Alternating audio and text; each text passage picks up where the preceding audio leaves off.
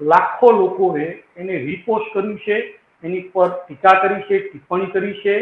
લોકોએ એને ગુજરાત પોલીસને, ડીજીપીને, તમામ લોકોને, હર્ષ સંઘવીને, સીએમઓ ગુજરાતને, તમામ લોકોને ટેગ કર્યા છે.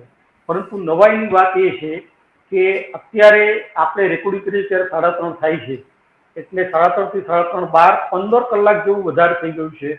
હજુ સુધી આ મામલે ઓફિશિયલી કોઈ બોલવા તૈયાર નથી.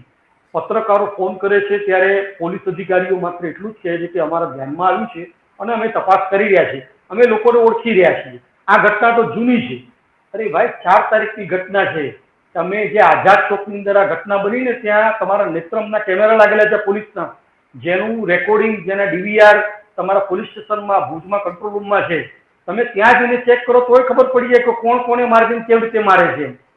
બાકીનું કામ અમારા જે પત્રકારોએ પૂરું કર્યું છે. ફોટો આપીએ છીએ, નામ આપીએ છીએ. હવે જોઈએ શું કાર્યવાહી કરે છે, કોનો વરઘોડો કાઢે છે. વરઘોડો કોનો કાઢે છે મહત્વનું છે. વાત સાચી છે.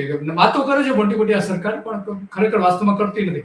ઇવન ભારતીય જનતા પાર્ટીના ઘણા બધા નેતાઓ પણ પીડિત છે. એમાં મહેસાણામાં એક ભારતીય જનતા પાર્ટીના મજબૂત કાર્યકર છે, સંઘ સાથે જોડાયેલા હતા, અને એક સંઘના નેતા કઈ રીતે ગૌચરની જમીનો પચાવી પડે છે એ ઘણા